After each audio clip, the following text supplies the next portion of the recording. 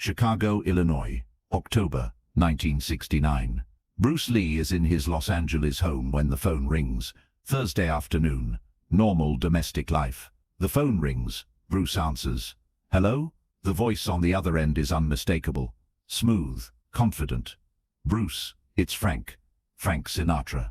They've met twice before. Hollywood party, martial arts demonstration. They respect each other. Frank, good to hear from you. Bruce keeps his tone casual, but he's immediately alert. Sinatra doesn't make casual calls. Bruce, I need a favor. Some friends of mine in Chicago want to meet you. Important friends.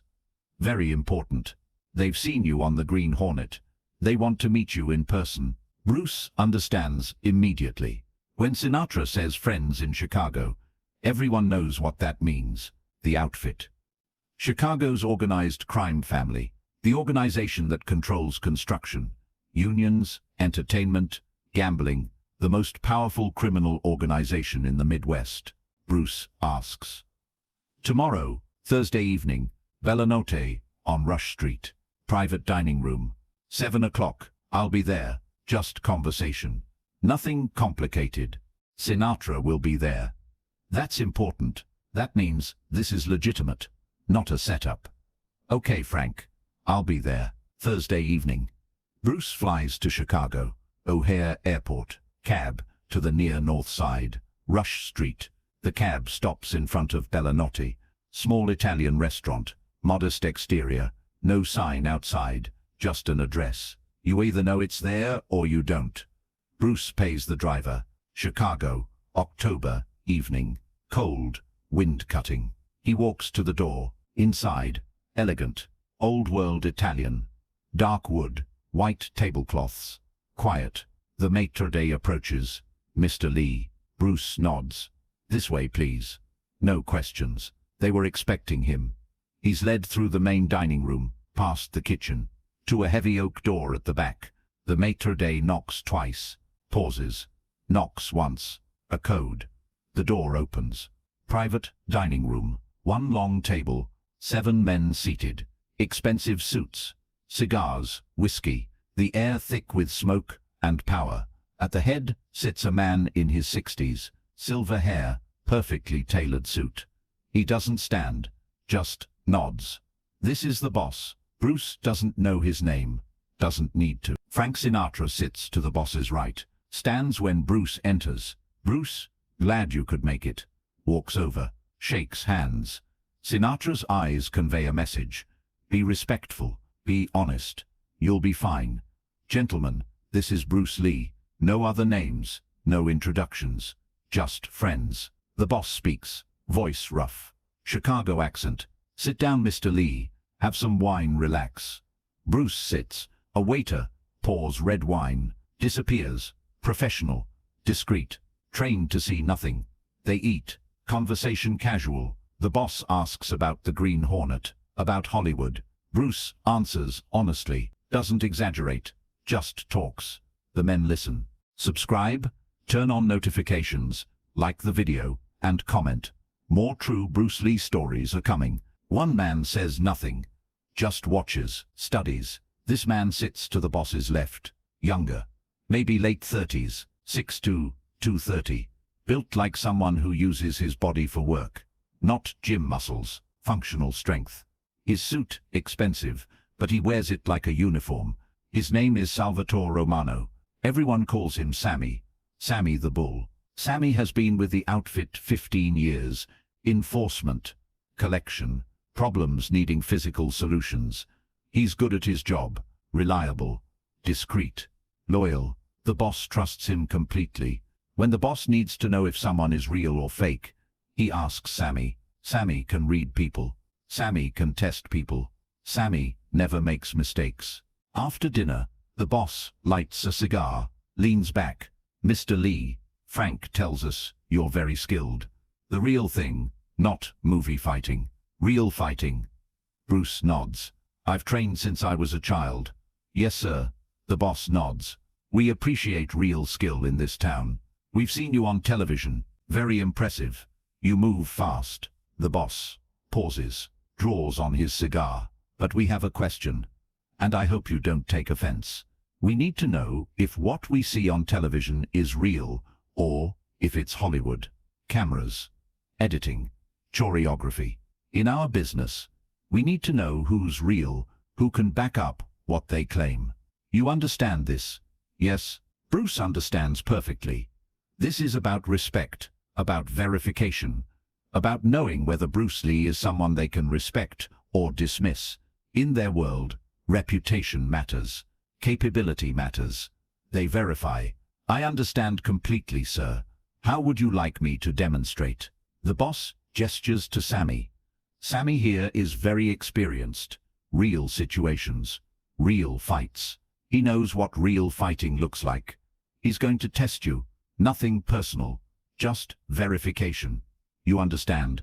Bruce looks at Sammy. Sammy looks back. Eyes cold. Professional. Business. I understand. The boss stands. Everyone stands. Good, Frank. Stay here. The rest of you come with me. Give them space. The boss, Sinatra, and 4 other men move to the corner, stand with backs to the wall. Watching, 7 witnesses, Sammy and Bruce in the center. The door closed, locked. What happens in this room stays in this room. Sammy removes his jacket, hands it to one of the men. Under his jacket, shoulder holster. Empty. He removes it, rolls up sleeves. His forearms thick, scarred, old burns, old cuts, knuckles broken, and healed wrong. These are not gym hands.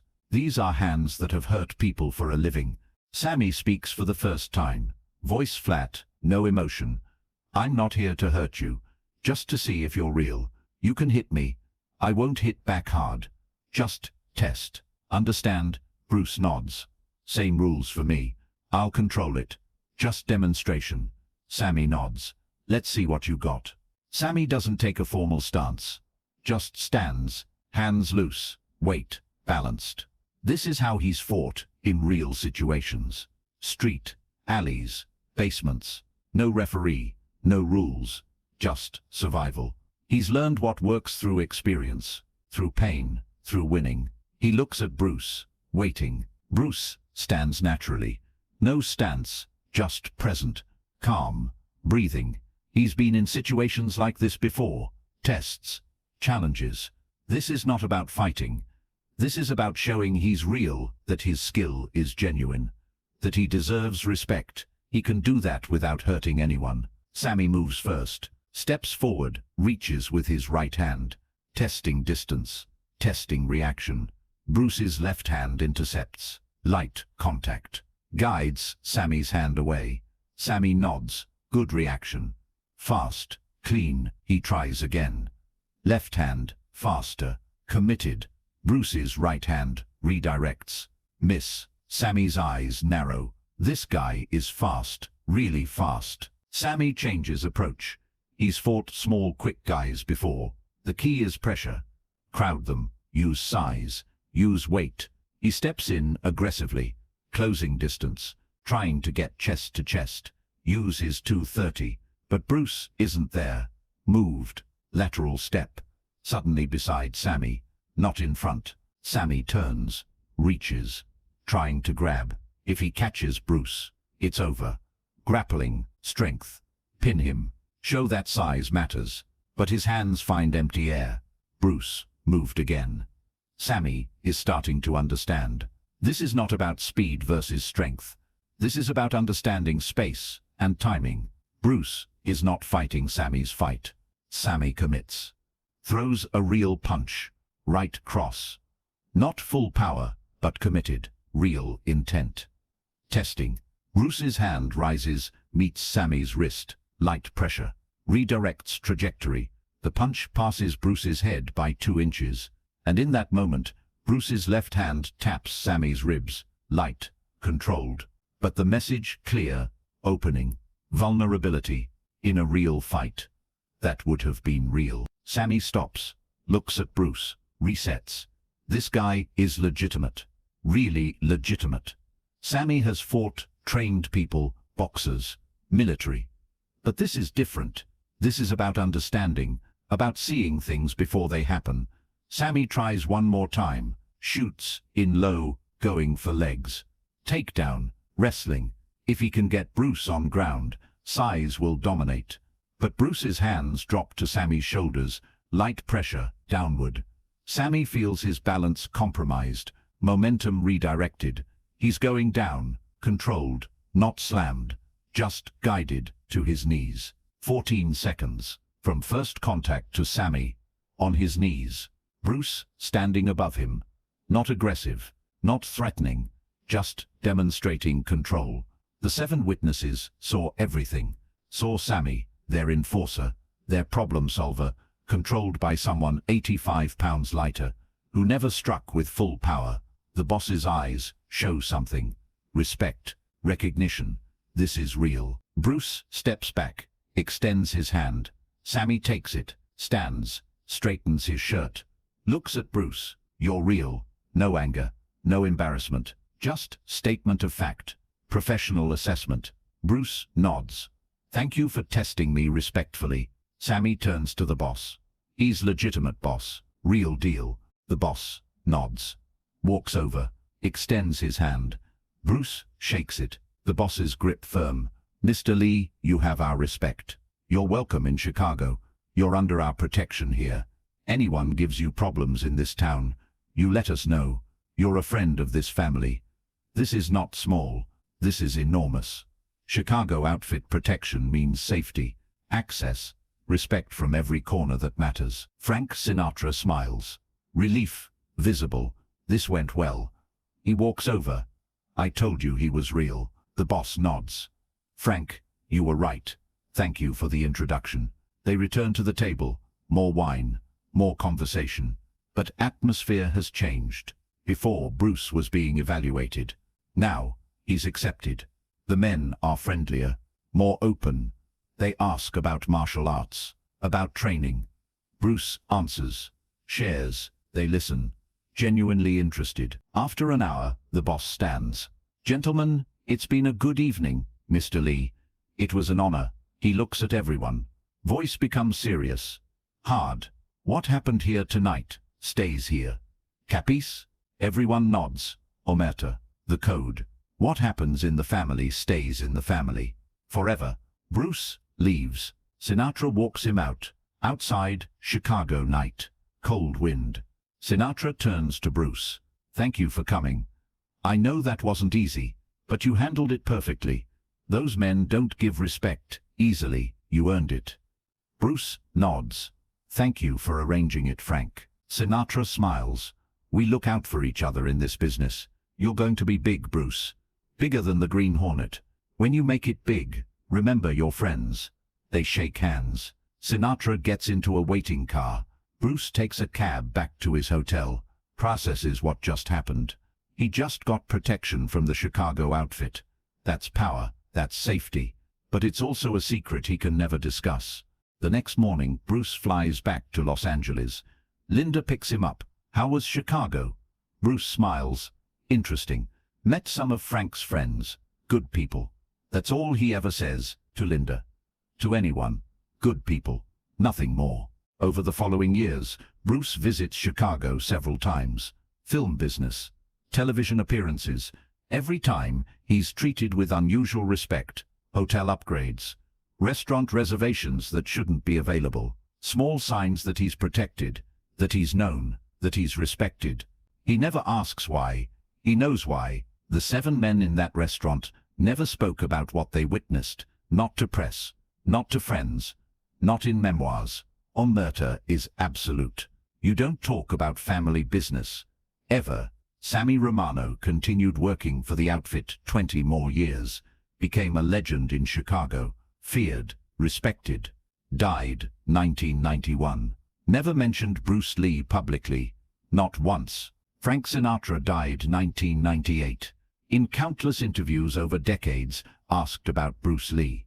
He'd smile. Great guy. Very talented. Real martial artist. We were friends, that's all. Never mentioned Chicago. Never mentioned the restaurant. Never mentioned the test. The other 5 men. Their names never public. They lived their lives. Died quietly. Took the secret with them. When Bruce Lee died in 1973, the Chicago outfit sent flowers to the funeral. Expensive arrangement. Card signed "Friends in Chicago." No names, just respect. Kareem Abdul-Jabbar, who attended, later mentioned seeing the flowers, wondered who sent them. Never found out. That's how omerta works. Respect without explanation. Why did the Chicago outfit want to meet Bruce Lee? Because, in their world, reputation is currency. They'd seen Bruce on television, heard stories, wanted to know if he was real or manufactured. Someone worth knowing or someone to ignore. They verified he was real, so they protected him. Simple business, simple respect. But why the absolute silence? Why did 7 men never speak? Because omerta is not just about crime. It's about loyalty, about keeping family business private, about respecting the code. Bruce Lee became part of their circle that night. Protected, respected. And you don't talk about family. For over 50 years, this story remained buried, hidden under silence. Protected by men who understood that some things are sacred, some moments private, some demonstrations not for public consumption, there for verification, for respect, for protection. What really happened in that Chicago restaurant?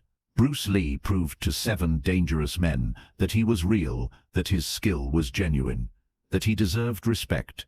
In 14 seconds, he demonstrated control, precision, power, not through violence, through understanding, through technique, through wisdom. And those 7 men, who had seen every kind of fighter, every kind of tough guy, recognized something rare, something special, something worth protecting. The story of Bruce Lee and the Chicago outfit is not about fighting. It's about respect, about verification, about hidden connections between Hollywood and organized crime, about how power recognizes power, how skill earns protection, and about how some secrets, even 50 years later, remain sacred to those who witnessed them. Subscribe, enable notifications, like the video, and comment below which Bruce Lee moment surprised you most.